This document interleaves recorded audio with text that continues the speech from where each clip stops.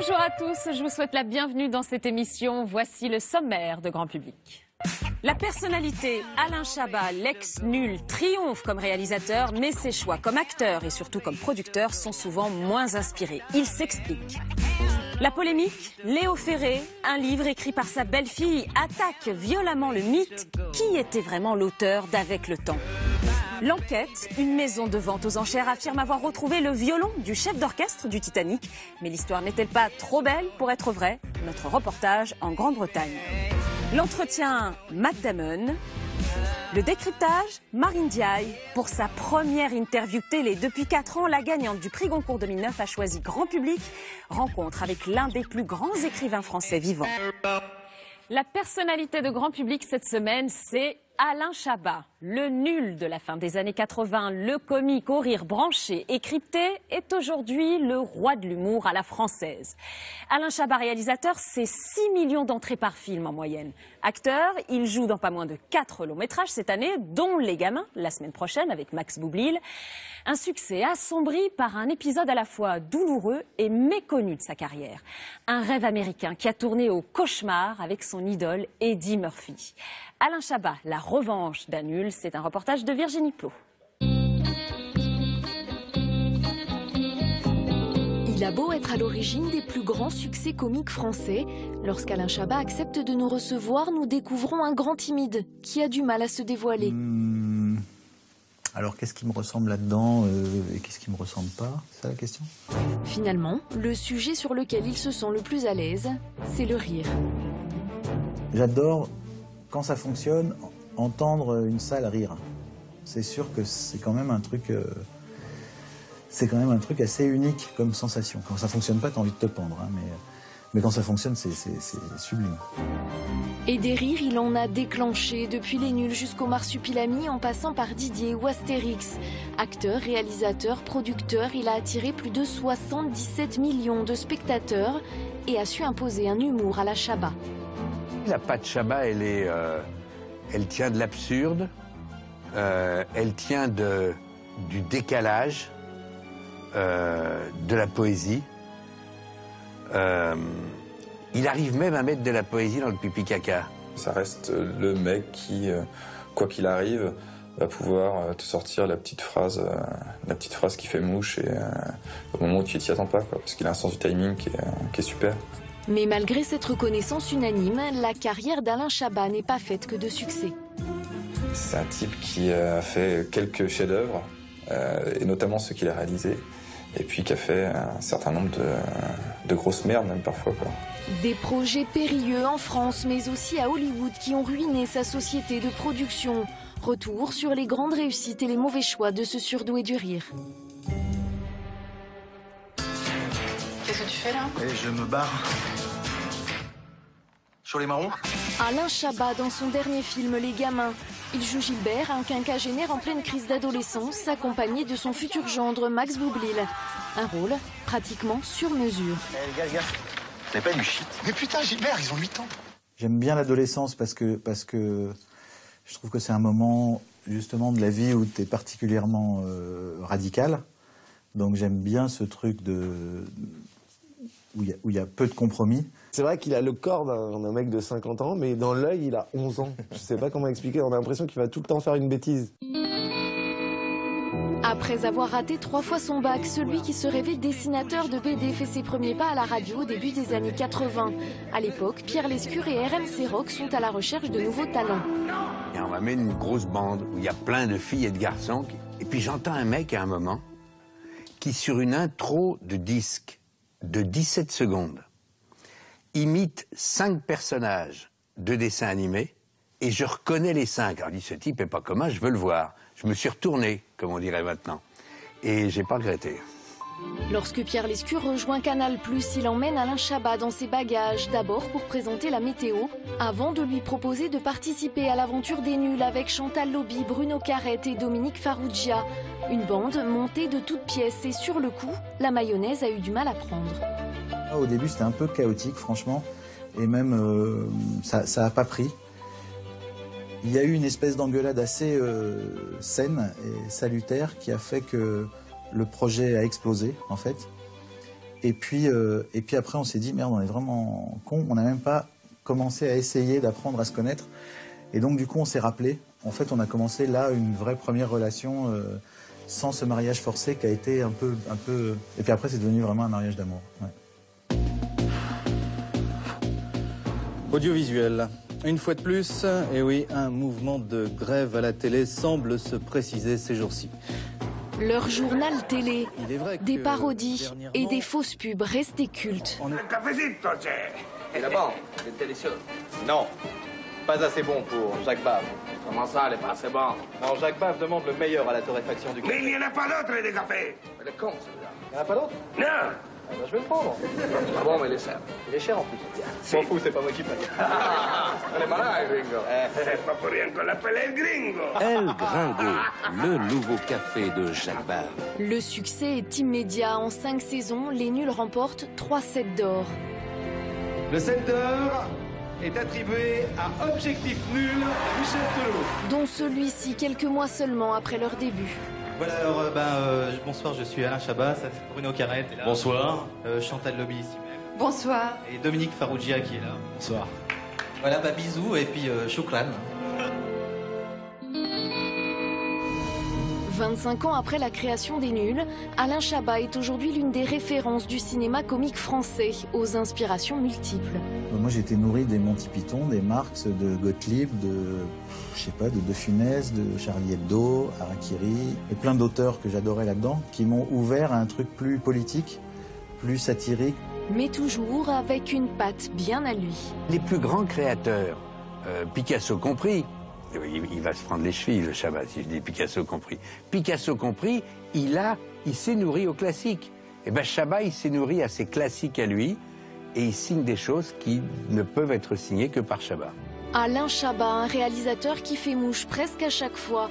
Didier, Astérix Mission Cléopâtre, Roy sur la piste du Marsupilami. Seulement 4 films, mais des cartons au box-office, 6 millions de spectateurs en moyenne. Mais même sur ses réussites, Alain Chabat a du mal à céder à l'euphorie. Quand il y a un succès, t'es quand même content parce que tu dis, tout ce travail n'a pas été... Enfin, les gens valident ton travail. Voilà, c'est ça qui est super agréable. Et je sais que c'est un peu con, mais je trouve que le film est bien quand les gens le trouvent bien. Au-delà du succès populaire, Chabat, réalisateur, séduit aussi la profession. Dès son premier essai, Didier, César du meilleur premier film en 97. Avoir le culot d'aller au-delà de l'idée qu'il a dû avoir un jour, je ne sais pas, en fumant trop, je ne sais pas ce qu'il avait pris ce jour-là, mais de dire, et puis alors ce serait marrant que le chien se transforme en mec et que je joue le chien. Je me souviens d'ailleurs de ce qu'il a dit quand il a eu le César. Il a dit merci, vous ne le voyez pas mais j'ai la queue qui remue. C'est tout ce que j'aime. Regardez de nouveau le Marsupilami. Il n'y a pas une image qui n'est pas intéressante et qui n'est pas riche. C'est jamais l'action qui court. C'est toujours un film qui se vit. Et même lorsqu'il se contente de faire l'acteur, Alain Chabat figure au casting des films les plus populaires, La Cité de la Peur, Gazon maudit, Le goût des autres ou Prête-moi ta main. Il donne même la réplique à Ben Stiller dans La nuit au musée 2, sous les traits de Napoléon. Mais l'aventure hollywoodienne sera beaucoup plus douloureuse pour Chabat, le producteur, alors même qu'il réussit à travailler avec l'une de ses idoles, Eddie Murphy. Dans 1000 mots, l'histoire d'un agent littéraire bavard et menteur qui n'a plus que 1000 mots à dire avant de mourir. Un scénario rocambolesque qu'il avait à l'origine écrit pour Gad Elmaleh. L'histoire du film est apocalyptique, quoi. C'est-à-dire que 3 ans après, le film n'était toujours pas sorti, quoi. Voilà, alors que le scénario à la base, bon, je sais pas si c'est une bonne idée ou une fausse bonne idée, on sait jamais vraiment avant que ce soit tourné, mais il y a un petit truc. Il y a Eddie Murphy, c'est pas rien. Oh, you like to party, hein?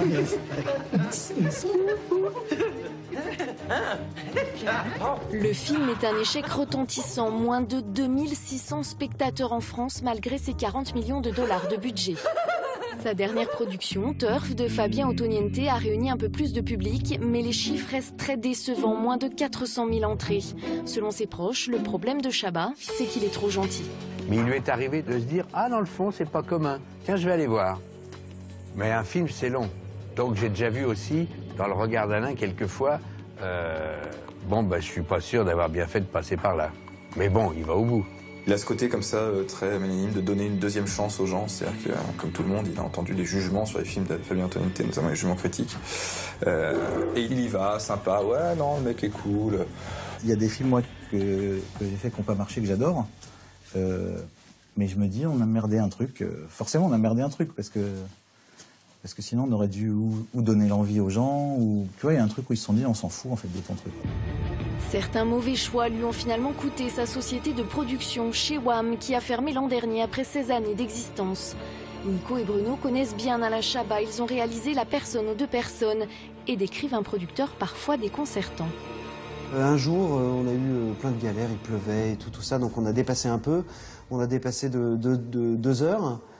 Et puis Alain vient nous voir discrètement, ce qu'il n'avait jamais fait depuis le début du tournage. Et on se dit, putain, c'est là il va gueuler. Et il nous dit, bon, il faut absolument que je vous parle, parce que je sais que vous aimez bien jouer au baby. Et donc j'aimerais connaître le nom de la marque de baby que vous aimeriez avoir pour la fête de fin de tournage. C'est pas un businessman, quoi. Mais quelque part, ça le rend sympathique. Finalement, ces échecs ne semblent pas avoir affecté Alain Chabat. Il les tourne même en dérision avec son nouveau complice, Max Boublil, qui vient tout à coup perturber notre interview. Enfin, c'est des moments où t'es très vulnérable, tu es un peu nu comme Max maintenant. Le rapport au succès, c'est toujours quelque chose. Voici maintenant notre polémique de la semaine. Elle était la jolie môme, immortalisée par la chanson de Léo Ferré, poète magnifique, adulé par le public, aujourd'hui encore, 20 ans après sa mort. Or voilà que cette jolie môme, sa belle-fille Annie Butor, démonte le mythe. Dans un livre de souvenirs qui vient de paraître, elle raconte la relation tumultueuse qu'a entretenue le chanteur avec sa mère pendant 18 ans. Et elle décrit Léo Ferré comme un tyran, égocentrique dont le plus grand amour fut son fameux chimpanzé Pépé. Ses admirateurs crient au sensationnalisme. Alors pourquoi un tel règlement de compte? Léo Ferré, le mythe attaqué, c'est un reportage d'Eddie Pizzardini.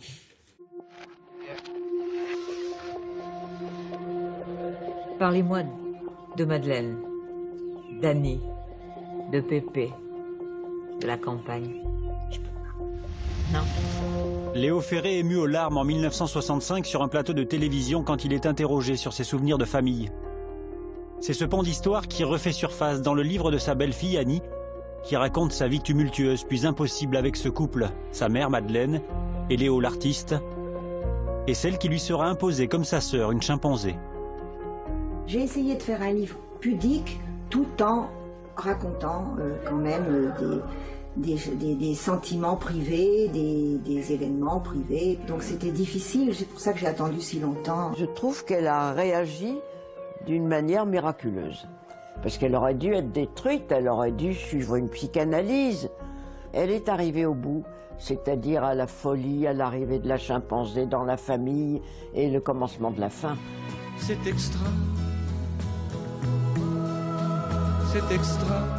Derrière l'artiste poète, érigé en monument de la chanson française, se cacherait un être plus complexe, manipulateur.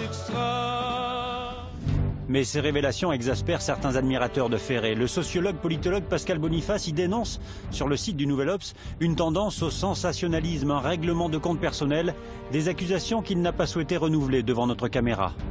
Je ne sais pas si ça peut ressembler à un règlement de compte. Peut-être qu'il y a des choses désagréables sur Ferré, mais après tout, Ferré était un homme. C'est un immense artiste à mon sens, mais c'est un homme avec ses faiblesses, ses petites lâchetés, voilà. Règlement de compte ou témoignage au cœur d'une vie d'artiste. 20 ans après sa mort, l'auteur du livre et les héritiers de Léo Ferré n'ont pas fini de s'entre-déchirer sur son héritage artistique et commercial.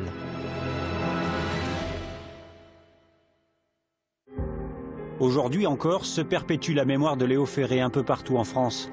Rues, places publiques, bâtiments comme ici, la résidence universitaire Léo Ferré à Orly en région parisienne, habillée de 2 fresques géantes à son effigie et à celle de son chimpanzé.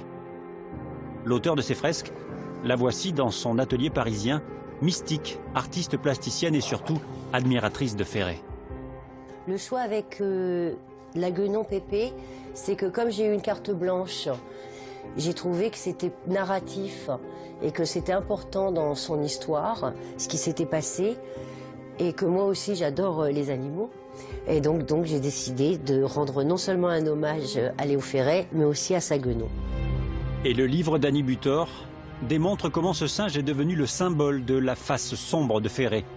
Elle y expose tout le décalage entre son image publique et l'homme caractériel qu'elle a pu connaître dans l'intimité de ses répétitions. Je revois tout à fait Léo se mettre en colère, crier porca miseria et lever s'arrêter, les portes qui claquaient, maman qui disait t'inquiète pas il va revenir, et il revenait, on recommençait. Ah oui, ça c'était hier pour moi, j'ai certains souvenirs qui sont totalement vivants encore. Et Annie, de se remémorer un être à la limite de la misanthropie. C'est fou le nombre de personnes avec qui Léo s'est fâché. Peu de chanteurs trouvaient grâce à ses yeux. Elle y cite Aznavour, Brel, Béard, tous dénigrés. Avec le temps va, tout s'en va, l'autre qu'on adorait. Pourtant, ce que l'on retient des 40 ans de carrière de Ferré, c'est avant tout le poète, rêveur et exalté, l'auteur et compositeur reconnu. D'un regard, entre les mots, entre les lignes et sous le phare. Robert Belleret est l'auteur de plusieurs ouvrages de référence sur Léo Ferré. Par Ferré, et je pense que c'est là l'importance du bonhomme, on a accès à la musique, dans ce qu'elle a de plus beau. Et les textes, il a une manière d'écrire, une originalité, une richesse, une élégance, une insolence inimitable. Et il met dans l'oreille des gens les poètes les plus grands. Donc si on aime Ferré, on va aimer Rimbaud, Verlaine, Aragon, on est sauvé. Et pour ce spécialiste de Ferré, sa période la plus créative correspond pour beaucoup aux années vécues aux côtés de sa compagne, Madeleine Rabreau, entre 1950 et 1968. À partir de 60, ça va être le meilleur j'allais dire jusqu'au bout. Mais là, on va trouver une flopée de chefs-d'œuvre. On a retrouvé des brouillons, c'est des choses qu'il a écrites pendant qu'il était avec Madeleine. A priori, donc, une vie rêvée pour Madeleine et sa fille Annie, aux côtés de l'artiste. Mais comme décrit dans le livre, elles vont devoir bientôt accepter l'intégration d'un nouveau membre dans la famille, Pépé, un chimpanzé femelle en 1961. Je ne mesurais pas les conséquences possibles d'une telle adoption. Léo trouvait ce bébé bien plus intéressant qu'un enfant. L'écrivain Benoît de Groux, 93 ans, était alors une amie de la famille. Quand Pépé est arrivé, ils lui ont dit « ça n'est pas un singe, c'est ta sœur et tu vas l'appeler sa sœur ». Alors elle s'est sentie non plus fille unique et aimée, mais tout à coup une rivale. Chaque fois que j'en parle, ça m'est à la fois pénible parce que je sais que les gens ne comprennent pas et ne peuvent pas comprendre ce que c'est qu'un chimpanzé. Allez, fais un gros bébé à papa. Hein? Fais un bise à papa, vite. Le chimpanzé devient l'enfant chéri de la famille, intégré à la vie quotidienne, au détriment de la petite Annie.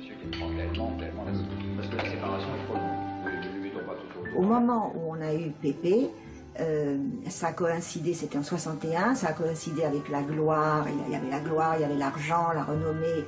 Ils ont attrapé tous les deux, je dis bien tous les deux, Léo et maman, un peu la grosse tête, et ils ont été absolument subjugués par ce petit chimpanzé. J'ai élevé une fille qui n'était pas moi, mais on n'élève pas les enfants des autres.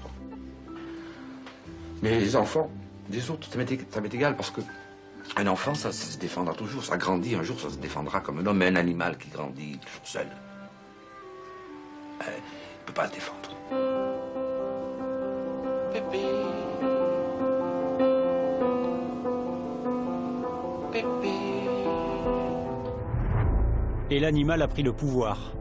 Mais ces frasques deviennent de plus en plus insupportables, notamment quand la famille séjourne sur l'île bretonne du Guesclin que Ferré avait acheté. Ils ont vendu l'île parce que Pépé allait sur la plage et elle revenait avec des appareils photo, avec un bébé. Une fois, elle est montée sur le toit avec un nouveau-né qu'elle avait attrapé sur la plage. La famille est arrivée, les parents affolés. Léo a dit « N'ayez pas peur, elle ne le jettera pas du toit. Je vais aller l'appeler, mais ne criez pas. » Vous imaginez les parents, ils se sont dit « Il faut qu'on vende cette île. » Elle était accessible à marée basse et le singe allait faire son marché en somme. Ce ménage à 4 va se disloquer lorsque la famille s'installe au château de Perdrigal dans le Lot en 1963. les amis désertent, mordus par le singe sous l'œil indifférent de son maître. Annie, humiliée, a pris ses distances. Madeleine, dépressive, a fait abattre l'animal, blessé par une chute, un soir que Léo était en gala. C'est la rupture du couple et la fin d'un huis clos dramatique. Alors quelles intentions ont guidé cet ouvrage de l'ex-belle-fille de Léo Ferré? Il a rejeté dans la deuxième partie de sa vie, pour se déculpabiliser, tout ce qui était son passé. Monsieur mon passé, laissez-moi passer. Il y a sans doute ce souci de rétablir un peu les choses, de dire mais attention, ma mère elle a existé, ils ont eu une longue histoire, donc il ne faut pas la passer par pertes et profits. Donc je comprends ça. Avec le temps. En plus de réhabiliter l'image de sa mère, Annie est engagée depuis des années dans un bras de fer juridique avec les ayants droit de Léo Ferré, c'est-à-dire sa dernière femme et ses 3 enfants. Elle se bat pour récupérer l'argent du travail accompli aux côtés de l'artiste. Si elle a obtenu gain de cause sur plusieurs de ses requêtes, tous les paiements ne lui seraient pas encore parvenus. Quant à la famille Ferré, elle préfère ignorer sèchement l'existence de ce livre. Vraiment, avec le temps, on n'aime plus.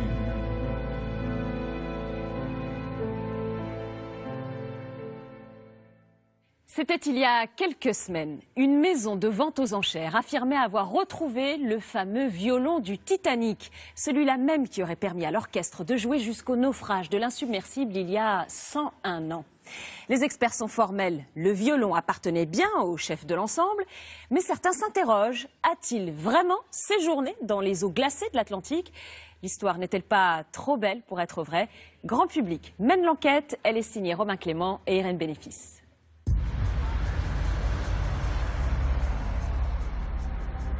Belfast, Irlande du Nord. C'est ici, dans sa ville de construction, que la légende du Titanic refait surface. 101 ans après son naufrage, une pièce d'histoire vient d'être authentifiée. Nous nous sommes rendus à l'hôtel de ville, où elle est exposée pour quelques jours. Vous allez découvrir le plus incroyable des objets du Titanic. C'est le violon avec lequel jouait Wallace Hartley pendant le naufrage.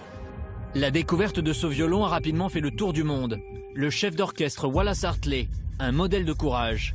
Il a inscrit son nom parmi les héros de cette nuit tragique. Ça reste un des personnages les plus significatifs de la nuit du Titanic. Un musicien héroïque, immortalisé par James Cameron en 1997, dans ce film longtemps numéro 1 mondial au box-office, qui contribue à entretenir le mythe. Bon alors messieurs, comme le commandant l'a demandé, quelque chose d'enjoué pour éviter la panique. Messieurs, s'il vous plaît, danse de noces. Où vous êtes.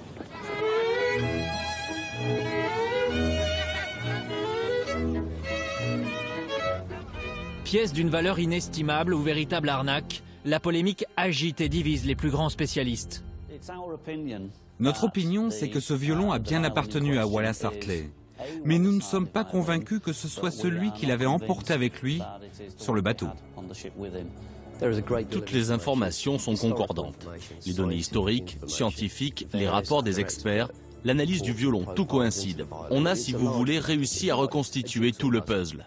Ce violon attire la convoitise de collectionneurs, prêts à payer le prix fort pour s'octroyer cet instrument qui aurait accompagné le Titanic jusqu'à sa descente aux enfers. Ce violon pourrait être mis à prix aux alentours de 100 000 livres. Donc les collectionneurs qui mettent ce prix-là veulent être sûrs de l'authenticité de ce qu'ils achètent. Les amis, ce fut un privilège de jouer avec vous ce soir. Colne, ville de 200 000 habitants au centre de l'Angleterre. Ici, la mémoire de Wallace Hartley, le chef d'orchestre du Titanic, est entretenue avec fierté. Une statue et un monument à la gloire de cet enfant du pays, rapatrié 1 mois après le naufrage et enterré ici, dans ce cimetière communal. Lorsque son corps a été retrouvé et ramené en Angleterre, donc en 1912, il y a eu pas moins de 20 000 personnes à assister à ses obsèques. Ce qui est, pour quelqu'un qui était totalement inconnu quelques semaines avant, c'est quelque chose d'étonnant. Un inconnu devenu un héros, à Colne, celui qui entretient la légende, c'est Nigel Hampson, conservateur de ce musée dédié au Titanic. Merci d'être venu visiter aujourd'hui notre musée consacré au Titanic. Voilà ce qu'on fait ici. On essaye de raconter les dernières heures du Titanic. 23h40, ce 14 avril 1912, le transatlantique heurte un iceberg. Pour tenter de limiter la panique, Wallace Hartley et ses 7 musiciens reçoivent l'ordre de monter sur le pont pour y jouer des airs entraînants. Bon, le 18. Voilà, sur ce point, l'endroit exact où Wallace et ses musiciens ont joué pendant que le bateau sombrait. Pendant presque toute la nuit, ils ont joué des airs à la mode, des ragtime, plutôt entraînants. Et au moment où il a compris toute la gravité de la situation, Wallace s'est tourné vers ses camarades. Ils étaient 8 au total et leur a dit « Allez-y, partez ». C'est fini, messieurs. Nous avons fait notre devoir. Nous pouvons partir. Et les 7 musiciens ont commencé à partir, à marcher sur le pont. Et quand ils ont à peu près atteint ce point-là, la musique a recommencé. C'était Wallace qui jouait son hymne favori, « Plus près de toi mon Dieu », un air qui sera d'ailleurs interprété le jour de ses obsèques.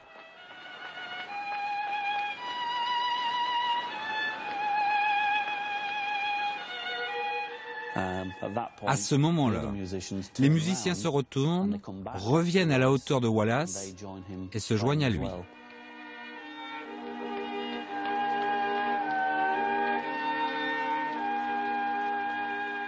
Ils ont été héroïques dans la mesure où on leur a dit de rester sur place et de jouer, et qu'ils l'ont fait, et qu'à aucun moment il a été question qu'ils prennent place dans un canot de sauvetage. Donc ces jeunes musiciens ont su dès le départ que personne ne leur permettrait de penser à leur propre sauvetage. 101 ans après le naufrage, le violon de ce héros réapparaît. Il est au centre d'une vive controverse.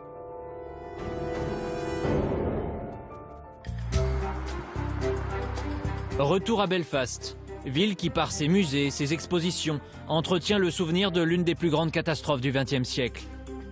Bien protégé derrière son épaisse vitre, le violon est au cœur de toutes les attentions. Voir ce violon-là comme ça, et se dire que pendant que quelqu'un jouait dessus, il y avait des gens qui étaient en train de mourir, ça peut mettre un peu mal à l'aise. Ce qui m'épate, c'est l'état dans lequel il est resté. Il est très bien préservé, c'est vraiment surprenant. L'homme qui a tout organisé, c'est Andrew Aldridge, expert d'une maison de vente aux enchères spécialisée dans les objets du Titanic. Il est formel, après 7 ans d'expertise, ce violon est bien celui de Wallace Hartley. Ça a été un travail de détective, une énigme à résoudre. Chaque élément était une pièce de ce puzzle qu'il fallait remettre en place. Regardez cette plaque en argent. Il est écrit « Pour Wallace, à l'occasion de nos fiançailles », signé Maria. C'est un cadeau de fiançailles adressé par l'amour de sa vie, que Wallace n'aurait voulu pour rien au monde laisser sombrer. Et pour ne pas laisser sombrer ce violon, le musicien l'aurait accroché à son corps juste avant le naufrage. Retrouvé par la marine canadienne, l'instrument aurait ensuite été rendu à sa fiancée. Celle-ci en fera par la suite cadeau à un musicien de l'armée du salut qui le cédera à son tour. En 2005, le violon réapparaît dans un grenier. Son propriétaire souhaite le confier à Andrew Aldridge pour qu'il le vende. Une version qui est loin de convaincre tout le monde. À Colne, Nigel Hampson trouve cette histoire trop belle pour être vraie. On voudrait nous faire croire que tandis que le bateau chavire, que chacun lutte pour sa survie, Wallace Hartley pense plus à sauver son violon que sa propre vie. Je trouve ça vraiment, vraiment très difficile à croire.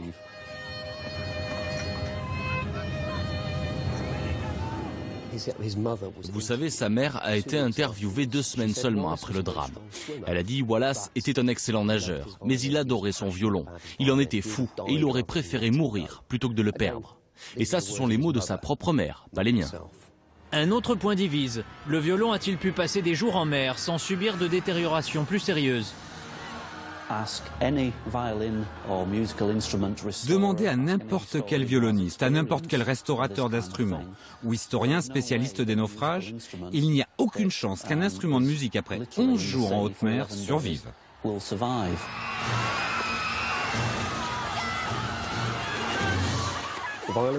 Le violon a été trouvé sanglé dans ce sac. C'est un étui étanche, spécialement conçu pour protéger les instruments de musique, avec 6 sangles solides. Le sac était attaché au corps de Wallace. Le violon a été retrouvé en bon état grâce à cette protection. Un argument précis reste aux yeux de tous ces contradicteurs le plus fragile. Tous les corps repêchés ont fait l'objet d'un inventaire très précis. et celui pratiqué à partir du corps de Wallace Hartley ne fait aucune mention d'un violon, d'un sac ou de quelque chose comme ça. Donc le fait qu'il n'y ait aucune trace dans les registres me dérange, et dérange aussi la plupart des historiens. C'est très simple. Le violon n'est pas mentionné sur les registres d'inventaire parce que ces listes sont appelées inventaire des effets personnels. Et les effets personnels, c'est ce qui est strictement sur vous, votre montre, votre portefeuille, mais pas un sac. Dans cette querelle, le président de l'association française du Titanic, qui représente les descendants de naufragés ainsi que de nombreux passionnés, préfère rester prudent. Je me garderai de trancher parce que c'est une affaire qui est extrêmement complexe et qui a donné lieu à plus de 7 ans d'investigation. Donc la maison qui certifie l'authenticité du violon est une maison crédible et qui engagera sa responsabilité sur une vente aux enchères éventuelle. Donc on peut quand même penser qu'il ne s'engage pas là-dedans à la légère. Mais il y a des gens qui contestent effectivement l'authenticité de l'objet. Malgré les doutes, une vente aux enchères devrait être organisée à la fin de l'année. Le prix du violon pourrait battre des records, enchères de départ, estimées à près de 120 000 €.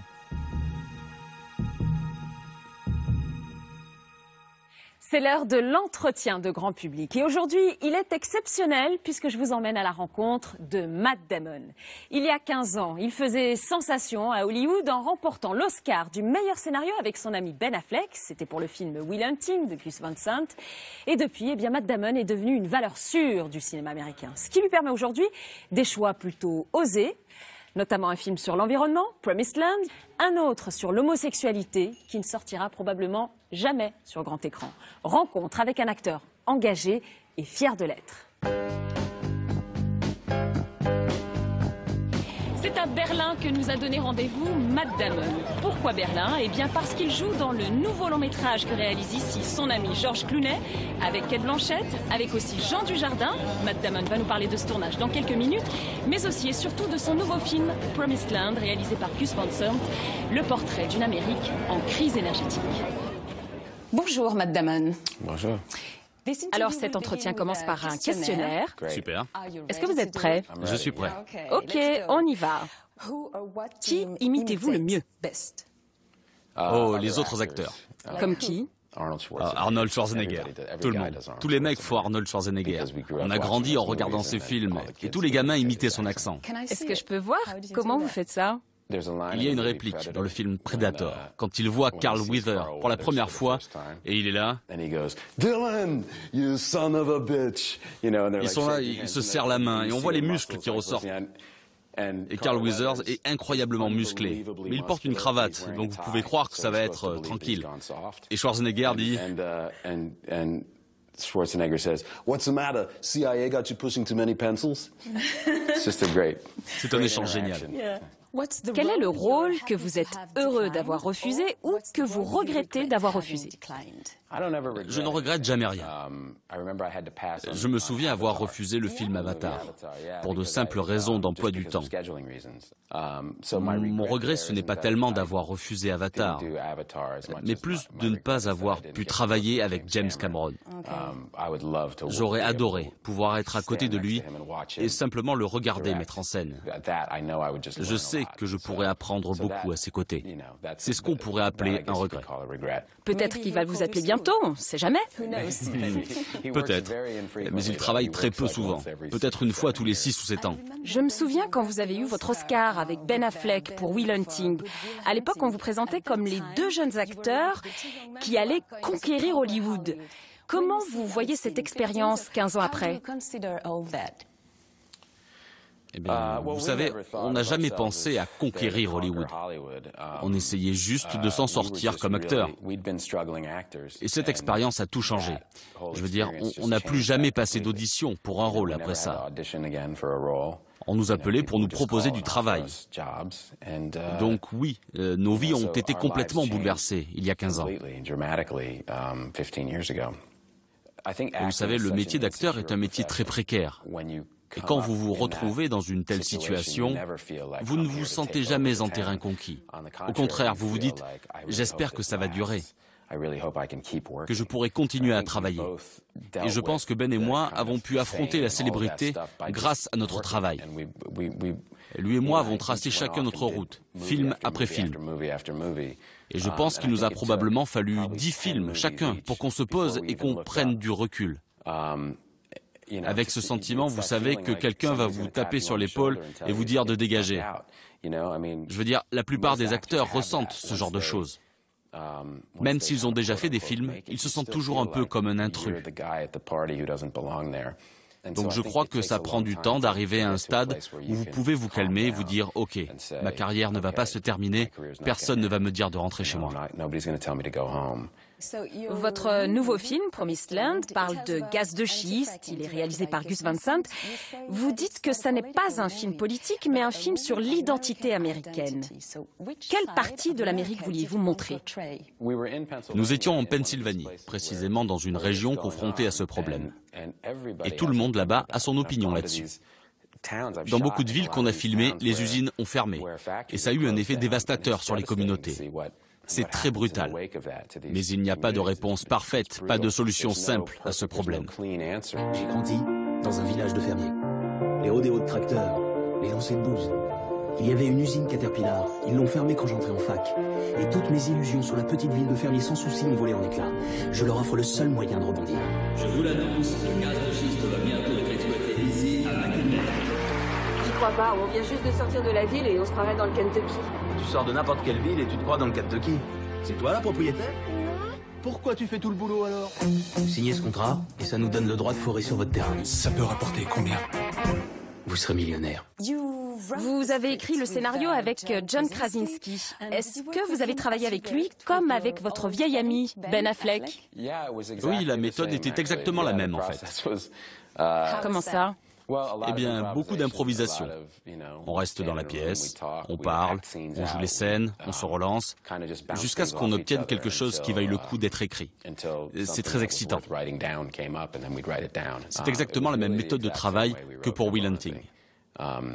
Je crois en fait que ça m'aide beaucoup d'écrire avec un autre acteur, dont j'apprécie vraiment le travail et en qui j'ai vraiment confiance. Vous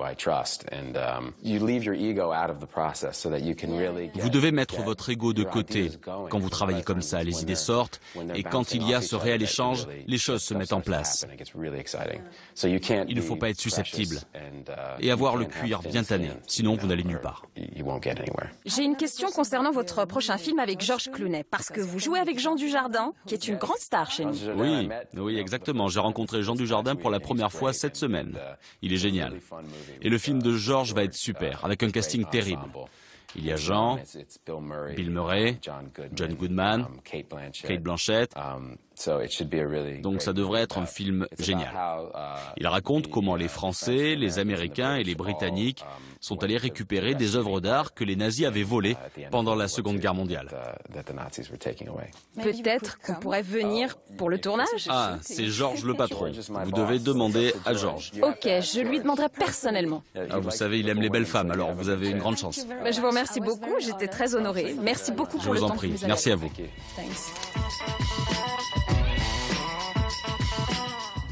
Elle n'avait plus donné d'interview à la télévision depuis son prix Goncourt il y a 4 ans et c'est grand public que l'insaisissable Marine Diaye a choisi.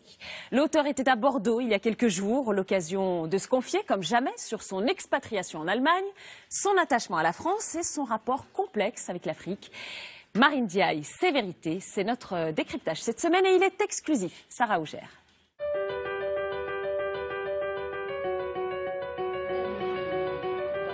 Samedi dernier, à Bordeaux. Séance de dédicace, un exercice rare pour Marine Diaye, l'un des écrivains les plus en vue de la scène littéraire française, mais aussi l'un des plus mystérieux. Après avoir reçu le prix Goncourt en 2009 pour 3 femmes puissantes, elle est retournée à Berlin, où elle habite depuis 6 ans, loin des salons littéraires et des médias. Pour la sortie de son nouveau livre, c'est la première fois qu'elle accepte une interview télévisée.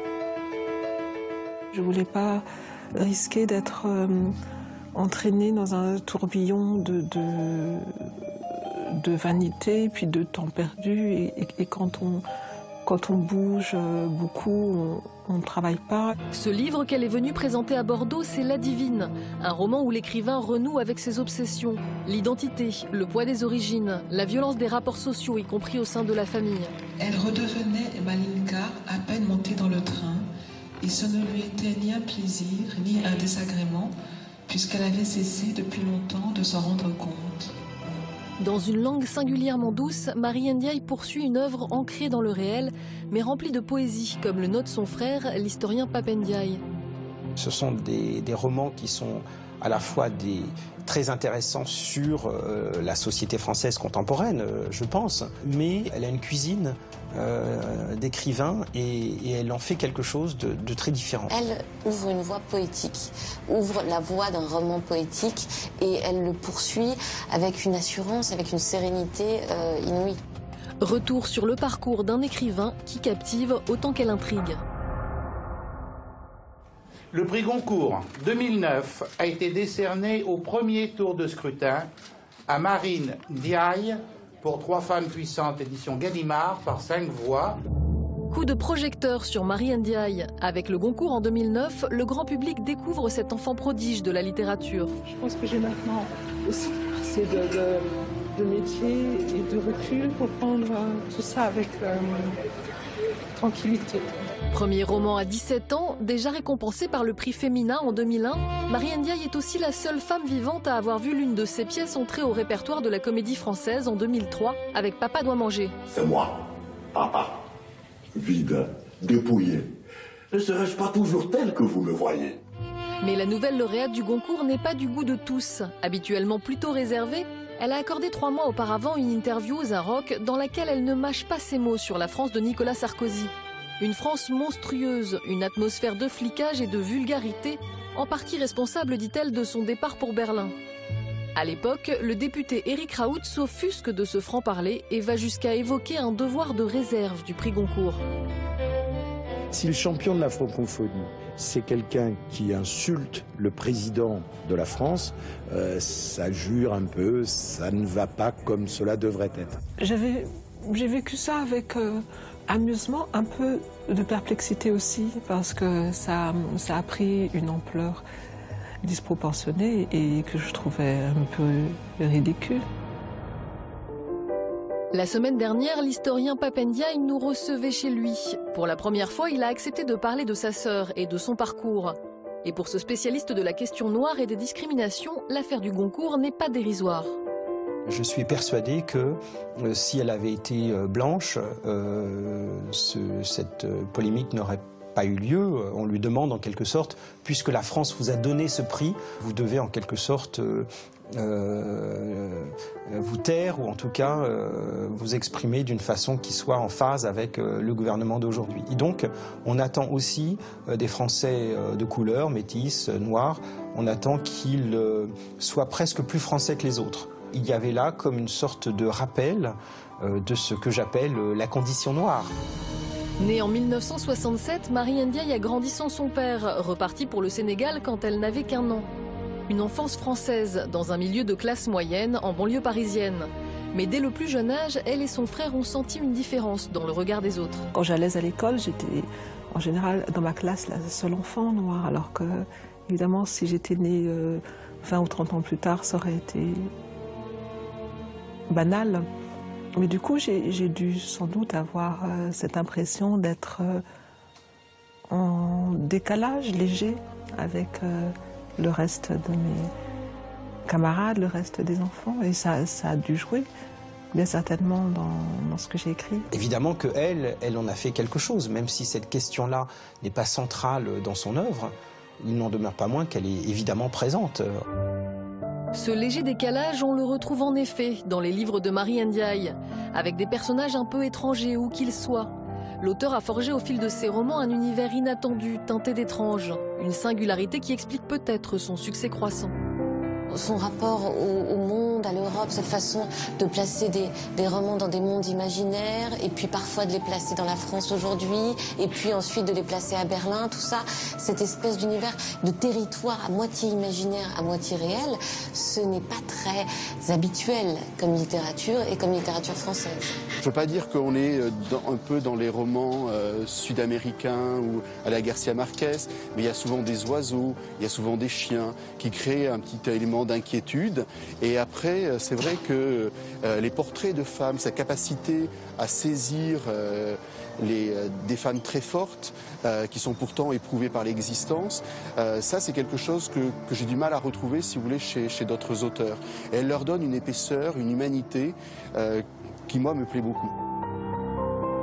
Depuis près de 30 ans, l'écrivain affine son style. Elle s'inspire de ses lectures, du quotidien, mais aussi des lieux qu'elle fréquente. Berlin, où elle vit en famille avec l'écrivain Jean-Yves Sandré, est aujourd'hui très présente dans son œuvre.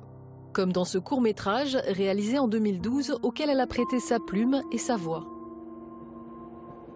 Chez qui dormons-nous, chez qui nous réjouissons-nous, ces matins d'août incandescents, du grand soleil constant qui ramollit le goudron inégal, défoncé de Berlin-la-Rude.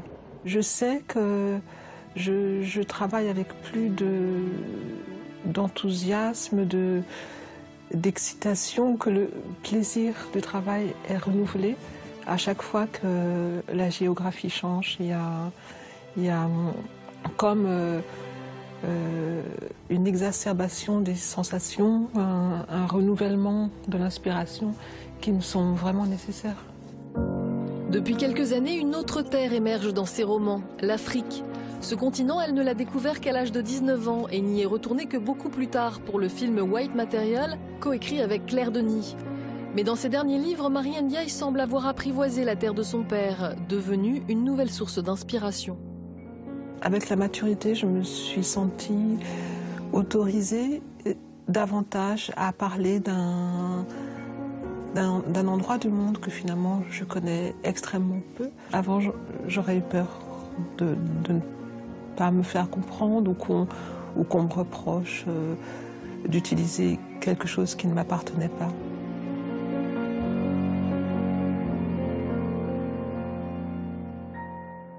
Merci d'avoir suivi cette émission. En attendant de vous retrouver jeudi prochain à 23h15, je vous propose de nous rejoindre sur le site france2.fr ou même sur les réseaux sociaux.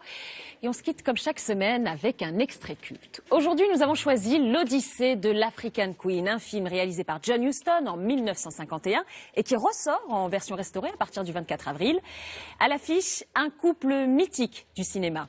Katharine Hepburn et Humphrey Bogart. Elle, dans le rôle d'une missionnaire un peu coincée en voyage en Afrique, et lui, dans celui d'un navigateur canadien qui tente de la persuader de rester à quai. Que croyez-vous qu'il arriva? Ce fut l'homme qui céda. Je vous souhaite une très belle fin de journée à tous. À jeudi prochain.